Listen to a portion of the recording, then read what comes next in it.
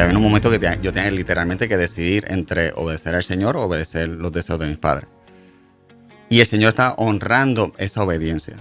Y eso es porque, y después luego con los años, es que el Señor me va enseñando qué es amor para Él. Y en nosotros, en ese romanticismo, y lo vemos mucho en la letra de las canciones, que se ha ido demasiado emocional, demasiado romanticismo, y no hay una real introspección del proceso del himno. Escuché un predicador joven reciente que me gustó, no sé quién es, que empezó a criticar y decía, mira, si tú fuiste a la iglesia y a ti no te gustó la adoración de esa iglesia, o el servicio, ¿verdad? Las canciones que se cantaron, a ti no te gustó, la pregunta que te hago, ¿y a mí qué? No importa si te gustó a ti. La adoración se trata de ti, se trata de Él. La pregunta que te tienes que haber hecho es si lo que tú hiciste en la iglesia agradó a Dios. Entonces, fue interesante porque cuando él lo dijo, fue tan interesante como uno lo da por sentado ya. Y entre amistades, oye, ¿cómo estuvo el culto? Estuvo bien, la música como que no me gustó mucho. Y nos centramos que nosotros somos el centro ¿verdad? El criterio el cual usar.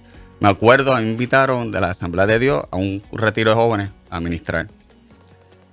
Y eran jovencitos, era de 12, 13 años. Y los muchachos estaban más desafinados. Dios los bendiga. Pero bien desafinados, bien desafinados. Pero había una presencia de Dios tan fuerte. Porque esos niños estaban cantándolo literalmente se nos da con todo su corazón. Curiosamente tenía alguien que yo estaba discipulando conmigo y él rápido critica.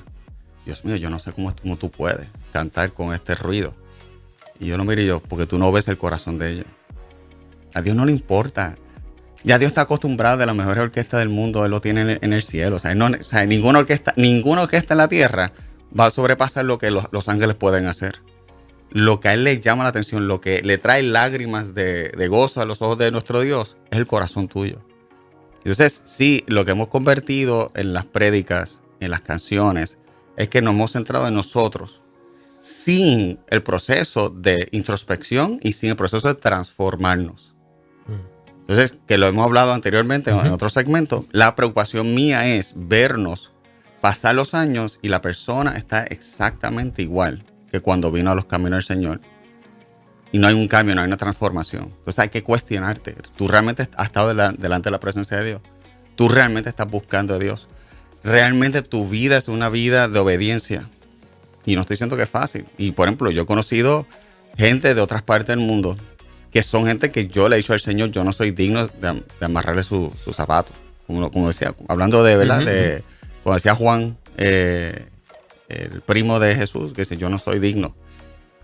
¿Por qué? Porque el nivel de obediencia de esa persona era tan alta que yo me confrontaba a mi vida. Y yo le decía, Señor, yo pensaba que era obediente, pero yo no sé si yo fuera tan obediente hasta la muerte que esta persona está dispuesta.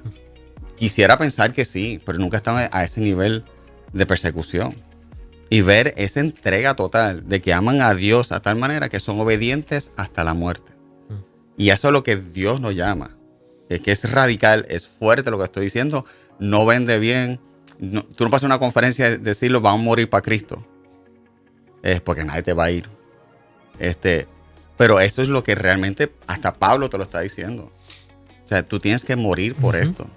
Y a eso es lo que él habla, cuando él habla de si estás dispuesto a confesar con tu boca, este evangelio es real, es cierto. No está hablando de lo que nosotros lo hemos acostumbrado a hacer, que tú pases para el frente en un llamado. Eso no es lo que Pablo estaba hablando. Pablo lo que estaba hablando es si tú estás dispuesto a morir por esta creencia de que Jesús en realidad es Dios entre nosotros. Si estás dispuesto, entonces esa revelación vino por el Espíritu Santo. Porque no hay otra manera que tú puedas creer esto. Y el problema es que hemos hecho del cristianismo algo tan cómodo y tan relax y tan... Es que Dios ama tanto. Dios ama tanto. Pero porque hemos romantizado, como tú dijiste, hemos romantizado el amor de Dios. Y Dios en eso es bien transparente. Como yo he dicho a la gente, Dios es amor, pero es justicia también. Él es misericordia, pero es justo también. Y cierto es que su misericordia sobrepasa su ira. Porque lo ha dicho en el Antiguo Testamento. O sea, él va a visitar el pecado de tus padres La maldición llega hasta una cuarta ¿verdad? Generación. Sí. Pero ¿qué dice su misericordia y su bendición? Hasta 1000 generaciones. Yo saqué números. Cuando él lo dijo, todavía esas 1000 generaciones de que le dijo al pueblo de Israel en aquel momento, todavía no se han cumplido las 1000 generaciones. Que el punto es que en eso es magnificar lo grande que es su misericordia. Nosotros ha sido increíble como iglesia hablar grandemente de la ira de Dios. Y hay un segmento respondiendo a esa exageración de la ira de Dios, que ahora han exagerado la misericordia de Dios. Y hemos permitido. Entonces, literalmente, nunca le he dicho a la gente, dice, pero tú estás pecando, ¿sí o no? Pues para. Pablo hace bien sencillo. A Corintios, que ya son cristianos, que lo hemos hablado en otros segmentos, que ahí me choca porque hay incesto entre ellos. ¿Y qué él dice? Él no lo pone en disciplina, él le dice, paren ya, paren. Ustedes saben que están mal. Si realmente son cristianos, si realmente han aceptado este evangelio, pues cuando se arrepienten, quiere decir cambien de su forma de pensar. Paren de hacer esto. Entonces, el problema es que nosotros, porque es lindo, porque tú sientes, te da escalofrío y todo cuando canta. Y los muchachos, me acuerdo Juan Carlos Alvarado, años atrás, cuando estaba en el despertar, ¿verdad?, del avivamiento que hubo de alabanza de oración, él decía en los talleres, que me acuerdo, él decía, hay una serie de acordes que yo puedo tocar que puedo manipular los sentimientos de la congregación. Y entonces también a otro músico, y ustedes saben de qué yo estoy hablando. Y le dice, ¿cómo usted se siente si hago tan? Y hizo, ¿verdad?, la progresión. Yo puedo hacer que se te paren los pelos, que se te dé escalofrío. Y dice, no hagan eso. No hagan eso, no manipulen, no ayudan al Espíritu Santo. Y el punto no es entretener, el punto es atraer a las personas a la presencia de Dios. Y él me lo decía, y tú no puedes llevar a la gente a la presencia de Dios si tú no has estado en la presencia de Dios. Que son muchos músicos de la adoración, se han olvidado, muchos de la nueva generación se han olvidado, se creen que es más, que se ven cool, la música está nítida, que la música está buenísima. Pero si tú nunca has estado en la presencia de Dios tú mismo, yo he estado en momentos de adoración y Dios respalda la obediencia de ese adorador. Y me acuerdo, esto fue en Boston, un adorador que era muy grande en los 80 90 en Estados Unidos, vino en tenis, maones, no había una banda, no había luces, no había nada. Una iglesia histórica grande en Boston, hizo su conferencia. Y él empezó a tocar el piano, no enfocarse en nosotros, nada. Él empezó a adorar a Dios. Inventarse una canción, todavía me acuerdo el día de hoy, una canción pero bien tonta. Empezó a deletrear kissing, K-I-S-S-I-N-G. I'm kissing your face, Father. Daddy, I'm kissing your face. Eso es todo. Una presencia que cae debajo sobre nosotros, de la presencia de Dios.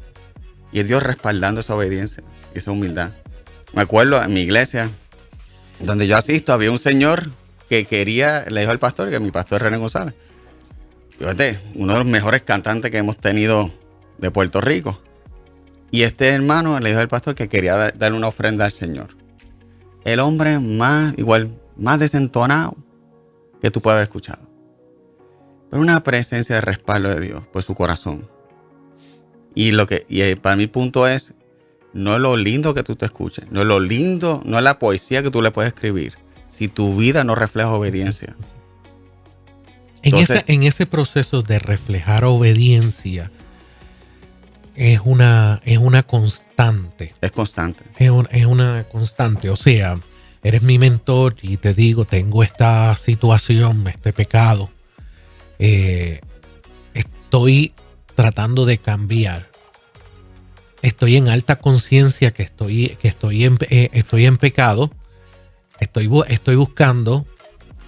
Eso es un tema. Otro tema es que tú me digas, Esteban, estás en pecado, tienes esta situación, y yo te diga, sí, es verdad, pero sigo con la conducta o la repito deliberadamente. Son dos cosas diferentes. Porque una, tú lo estás procesando y el cambio, hay unos cambios que son inmediatos, que el Espíritu Santo te toma y te lo saca de tu sistema.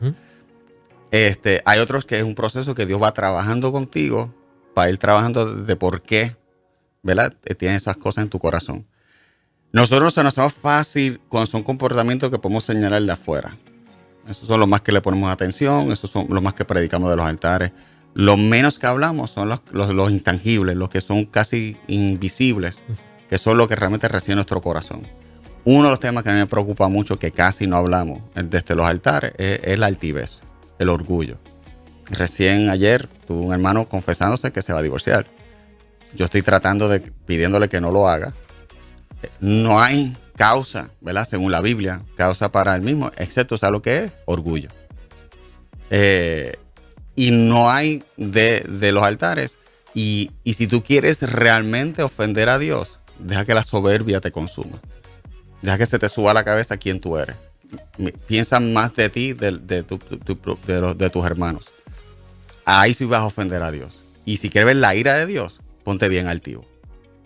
Y no hablamos de eso, no predicamos de eso. Y mira que yo he conocido líderes. Gracias a que no son la mayoría, gracias a Dios. Pero he conocido líderes con una soberbia y un aire, ¿cómo se llama? Un aire de grandeza que tú dices, pero sí, tú no estás orando. Perdóname, porque no hay manera que tú te acerques a la presencia de Dios. Olvídate de que el Espíritu Santo te redarguye. Es que los mismos ángeles no te dejarían acercarte a Dios con esa altivez. O sea, el mismo Dios de la creación no es altivo.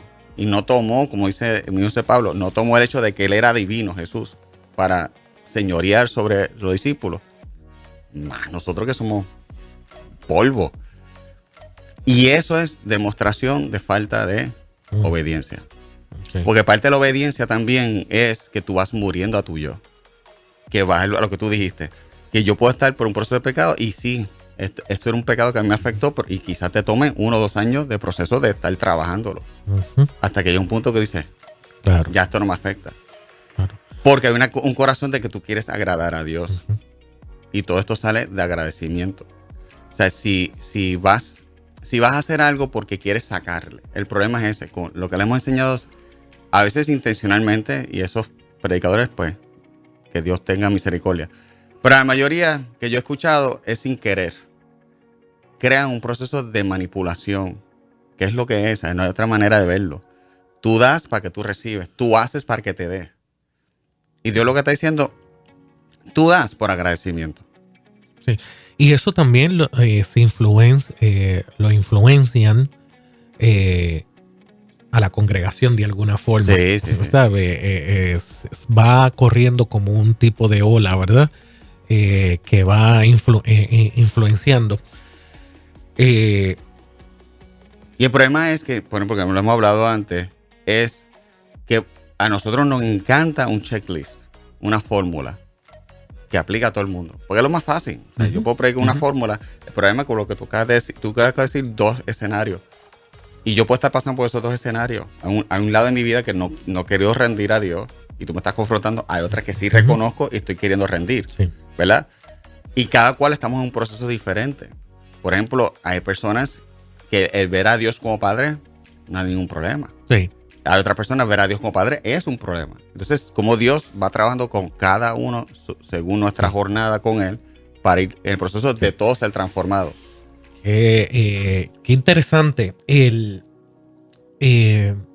Si llevamos el amor a Dios o el amor que Dios tiene con nosotros y que desea que tengamos con Él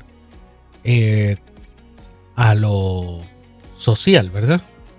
Como tú dices, la definición de amor puede ir cambiando. Sí, y lo romantizamos a tal extremo que colocamos lo que me parece que es amor, lo que me enseñaron que es amor, con Él.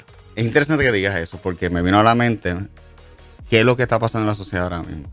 Lo que se enseña en la sociedad, y muchos pastores están en las redes, me digo más en las redes, que lo he visto, es el amor a ti mismo. Ser tu auténtico yo, es la frase. Es el amor propio. Y me acuerdo, esto lo hablé con una psicóloga. Y yo entiendo cristiana, pero de la perspectiva de psicología, yo entiendo y sé por qué lo está diciendo, ¿verdad? Que tienes que crear fronteras, tienes que poner y protegerte. Pero yo le dije, el problema es que cuando tú te enfocas tanto en el yo y alimentar el yo, vas en contra de Jesús. Y él le chocó, pero ¿cómo voy a hacer? Yo creo en Dios. Y dice, no, yo no estoy diciendo que tú no creas. Es que la filosofía de la psicología es que el hombre es bueno. Ese es el problema. Las decadencias son cuando el hombre se va ¿verdad? De ser bueno a ser malo. La Biblia me dice que el hombre es malo. Y el proceso de la decadencia es ese proceso de ser yendo a ser transformado a ser bueno, ¿verdad? Ya son dos puntos bien distantes uno del otro. El problema es que lo que hemos visto, que todo el mensaje es sobre ti, sobre ti, sobre ti, sobre ti, sobre ti. Y es como el Espíritu Santo me dijo un par de años atrás. Y dice, el problema de hoy en día de la iglesia es que ustedes mismos han hecho de ustedes mismos los dioses. La música se trata de ti. Bueno, hay una línea por ahí de esa también. No, también hay una si línea se mezclara eso, es una bomba. Y hay otro subtema más, que cuando uno entiende esto por revelación, que no hay forma de tú ubicarte en la lista de adorador en términos de estilo de vida, si tú no estás aplicando la obediencia cuando tú lo vas a impartir, inclusive, porque me ha tocado, cuando estás en un coloquio con algún líder y le dices, pero es que está mal porque tú me estás tratando de vender esto, pero tú de lo que me estás hablando es de emoción. ¿A dónde quiero llegar con esto? Que cuando uno por revelación puede entender, mira, amor sin obediencia, y hay un cuestionamiento, adoración sin obediencia, y entonces hay bendición, tú te conviertes en un disidente. Sí. Y no es fácil esto. Entonces, si estás dentro del liderazgo y te toca ser mentor de alguien y lo llevas por esto y tienes la formación que dice Esteban, que esto se va a replicar allá en esta congregación, yo pienso tal vez que pudiera ser más cuesta arriba poder tú ejecutar desde tu liderazgo esta visión que tú aplicarla. Yo aplicarlo para que la audiencia que Radio Inspira escucha el programa. Dios prefiere a un católico romano que es obediente. Quizá no tenga la experiencia que de nosotros que hemos tenido una experiencia más carismática pentecostal, pero es obediente a su palabra, que un pentecostal que le encanta los coritos, le encanta hacer, pero su vida todos los días es totalmente opuesto a lo que es ser un cristiano. Así de fuerte fue lo que él dijo cuando habló de los 2 hijos. Porque estaba con los fariseos y a los discípulos. Y todo ese grupo le está diciendo, ¿quién tú crees que a Dios honra más? Al que me puede citar todas las leyes, puede citar todos los versos de la Biblia, pero su corazón desobedece. Porque una de las cosas es que la iglesia ha fallado grandemente, y es toda la iglesia, es demostrar al mundo el verdadero Dios que nos ha enviado. Porque como dije, nosotros hemos agrandecido su ira hacia el mundo y hemos exagerado su amor hacia la iglesia. ¿Qué quiere decir? Que al mundo le estamos señalando y juzgando que se van para el infierno todos. Que Dios nunca nos dijo que ese era el mensaje que tenemos que decir, para empezar. Ese no era el mensaje que... O sea, no... Debemos de aprender a dividir una cosa de la otra. Sí, sí. O sea, lo que es, déjale saber que yo los amo. Que sí, cuando dice se tienen que arrepentir es que tienen que cambiar su forma de ser. Pero mismo Pablo dice, yo no juzgo al que está en el mundo. Allá Dios que se encargue de él. Ahora me toca juzgar lo que está en la iglesia. Para que no se me pierdan. Está hablando Corintios, le están bien molestos con la iglesia de Corintios. Está indignado con la iglesia de Corintios. ¿Y qué hacemos en la iglesia? Ay, es que Dios perdona tanto. Dios perdona. Entonces, hemos hecho, como Bonhoeffer dijo en los 40, hemos hecho de la gracia de Jesús, de su sacrificio, algo barato, algo fácil, algo que se tira al piso, no tiene valor. Cuando esa gracia que Jesús nos ha otorgado le costó el sufrimiento de ir a la cruz. ¿Por qué? Porque entonces somos demasiado misericordiosos, porque como tú dijiste, es que Dios ama tanto. Claro. Y nos olvidamos. Yo siempre he dicho, nos encantan los versos bien lindos de Jesús decir, ¿verdad? Que yo te amo, yo bendigo tu fe, te ha sanado, etc. Pero no queremos hablar cuando Jesús le dice a sus propios discípulos, ¿cuánto tiempo más tengo que tolerarlos ustedes?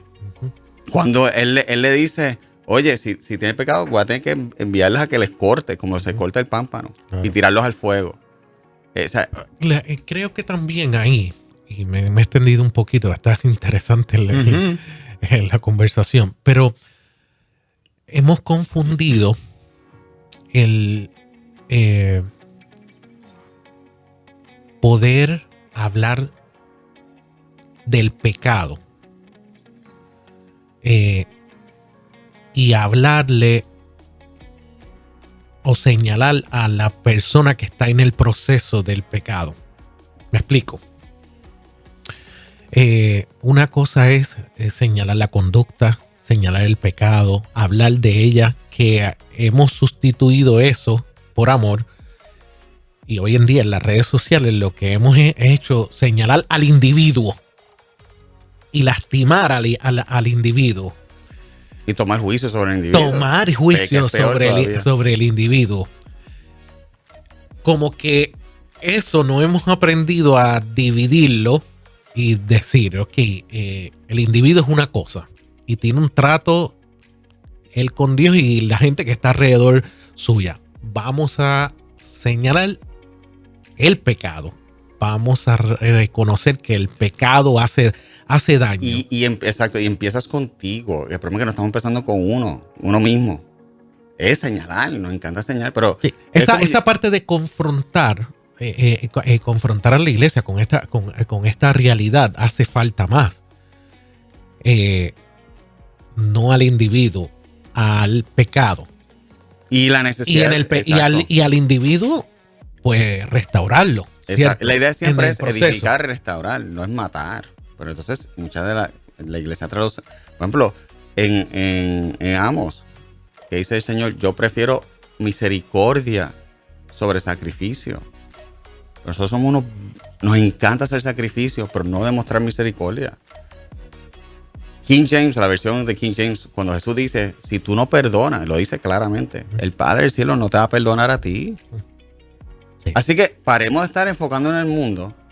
Hay cosas que, como le hemos hablado anteriormente, el pecado es pecado. O sea, no es que estoy ahora diciendo que está todo bien. Es que no nos llamaron a nosotros a juzgar el mundo todavía. O sea, eso no es nuestro rol todavía. Eso es cuando Él está en su trono, que juntamente con Él, como dice Juan, estaremos sentados y juzgaremos las naciones. Es en aquel tiempo, que no es ahora. Ahora nos corresponde decirle, hay un Dios que te ama. Y de igual manera que a mí me está trabajando, a mí me está procesando, que yo no soy perfecto y no lo he logrado todavía. Él te ama igual a ti. Entonces el problema es, no sé quién lo dice, porque hay diferentes, ¿verdad?, historias. Uno dice que fue San Francisco de Asís que lo había dicho, que es, deja que tus palabras hablen más, digo, que tus hechos hablen más que tus palabras. O sea, no es por lo mucho que hablemos, sabrán ellos que tú los enviaste. Eso no es lo que dice Jesús en Getsemaní. Porque se aman por el amor entre ellos. Así el mundo sabrá que tú me enviaste. Y desafortunadamente, que lo hemos hablado aquí, como dije, nosotros nos encanta estar criticando a otra denominación. Nos encanta porque simplemente es que tú no adoras como yo adoro. Por ende, tú no conoces al Dios que yo conozco. Y no es un lado, es todo el mundo lo hace. Los católicos lo hacen, los presbiterianos lo hacen, los bautistas lo hacen, y así consecutivamente. Que a mí me ha chocado. Cuando yo, gracias a Dios, tengo la bendición de he viajado a diferentes países, he conocido líderes literalmente de sobre 40, 60 con quien yo interactúo. Y es fascinante, cuando hablamos de Jesús, parece que todos nos criamos en la misma iglesia. Porque la revelación que el Espíritu Santo nos da a todos nosotros de quién es nuestro Señor es bien clara y contundente. Nosotros empezamos a complicarlo, empezamos más difícil. Y como dice Pablo, mira, hay temas. Porque a Pablo, by the way, esto sucedía en tiempo de Pablo, esto no es ahora. O sea, esto es un problema de la iglesia desde su inicio. Bueno, como lo dijiste, Corinto tenía estaba pasando por varios. A Pablo le decían, no, mira, que aquellos dicen que son tuyos, aquellos dicen que son de Jesús, aquellos dicen que son de Apolo. Que ya habían divisiones. Y yo he escuchado líderes decirme, no, ve, ahí está, que la Biblia permite división. No, eso no es lo que dice ahí. Eso no es lo que dice ahí. Lo que dice ahí Pablo es, podemos tener diferencias de temas secundarios, Pero si todos estamos de acuerdo de quién es Jesús y nuestra respuesta al reto que Él nos da, entonces somos hermanos en la fe. Y Pablo dice, a mí no importa si es de Pablo, no importa si es mío, si es de Apolo, si es de Jesús. Me importa si realmente creen en el Evangelio y el verdadero Evangelio. Y nosotros hemos tergiversado eso, ¿Por qué? Porque honestamente mi opinión es bien sencilla. Sobre esto es bien sencillo. No pasamos tiempos con Dios. Ujú. No buscamos el Espíritu Santo. Yo he estado en demasiados talleres que hablan de fórmulas y de forma de llegar a los jóvenes, y forma de llegar a la iglesia, y forma de adorar, y forma de predicar. Todo es literalmente fórmulas. Ujú. Sí. Y rara vez yo he visto, dice, tomemos un tiempo a esperar que el Espíritu Santo nos hable. Claro. Y que, por ejemplo, no está mal uno ir o atraer porque quiero adorar, No, exacto. o aún porque quiero ser bendecido. Pero eso tiene que trascender al verdadero amor de la obediencia, lo que más estamos peligroso, hablando. y quiero aclarar, yo vengo de que yo conozco a todos los pioneros del movimiento de adoración, somos amigos. O sea, yo creo en la importancia de la adoración, porque quiero aclarar que yo no estoy diciendo que estoy criticando. Y hay un rol importante a aquellos que son llamados a dirigirnos en adoración. Eso es clave, importante como parte de lo que es el culto al Señor. Y para mí hay un rol importante. Que la iglesia ha mejorado en reconocer ese rol. Después de los 90 hubo un cambio y se le ha reconocido ese rol. Mi preocupación es, tenga cuidado, si Dios te ha llamado, ¿verdad?, a ser adorador y dirigir a una iglesia de adoración, que tu vida realmente no es una vida de obediencia. Sí. Porque puedes tener el talento, pero no necesariamente quiere decir que estás cerca de Dios. Y una cosa que hemos equivocado, su misericordia, pues yo la he vivido. A veces nos hemos equivocado de que Dios nos usa, por ende, Dios santifica toda mi vida. Y nos olvidamos de que Dios te usa a pesar de ti. Porque a Él le importa más la congregación. Y porque te ama, brega contigo en misericordia. El problema es que tienes tanta soberbia que no estás viendo misericordia cuando Él te está usando, cuando tú sabes que no deberías ser usado. Porque estás pasando por un proceso. Ujú. Y yo, como le dije, y esto al que es pastor, al que es predicador, lo invito con mucha cautela y mucha conciencia con lo que voy a decir. Que no lo aplique mal. A mí me impactó una vez un pastor de Inglaterra. Y esto fue en los 90, hay un avivamiento en Inglaterra increíble. Mover de Dios. La verdad que era algo, hay pocas palabras para explicarlo. Este pastor anglicano se levanta, empieza el culto y empieza a confesarse. Se disculpa porque sabe, como hay avivamiento, hay mucha gente de visita. La iglesia estaba de pared a pared, a pie, o sea, no había espacio. Y dicen, perdonen a los que nos visitan, pero yo soy bien transparente y vulnerable con mi congregación. Así que esto era antes del tiempo de los celulares, así que tampoco no había gente grabando. Y él se confiesa. Y se confiesa como, literalmente, lo que era bello es que yo también soy oveja. Y yo también tengo mis luchas. Así que le estoy pidiendo a la congregación, que son mis hermanos, también, oye, oren por mí. Ujú. Y él decía, en el caso de él había pedido, se había entregado un voto de castidad al Señor por su propia decisión. Y él decía, esta semana fue bien difícil. Me vino pensamiento, me vino tentación. Así que les pido por favor que oren por mí, porque ha sido fuerte. Ustedes saben que yo tomé este voto y esta semana, y yo me quedé perplejado. Dice, ¿cómo es posible que ese pastor se atrevió? Y en aquellos años. ¿Cómo tú te... El amor que había. ¿Por qué? Porque él había educado correctamente a su iglesia de que todos estaban siendo procesados. Y él no le quita validez a su autoridad como pastor. Nosotros hemos enseñado que un pastor jamás puede ser transparente. Y yo digo, si tú has estado en una iglesia que el pastor o los líderes o un ministerio nunca dice, yo estoy pasando por un proceso, o esto se me está haciendo... Oye, hasta Pablo lo decía. esto para mí ha sido difícil.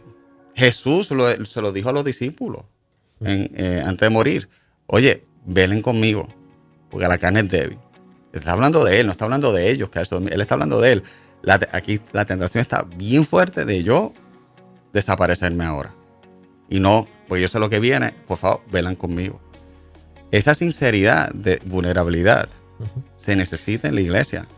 La lucha constante del ser humano, de todos nosotros, ¿verdad? Es el yo versus el obedecer versus lo que Dios quiere para nosotros. Eso es una lucha que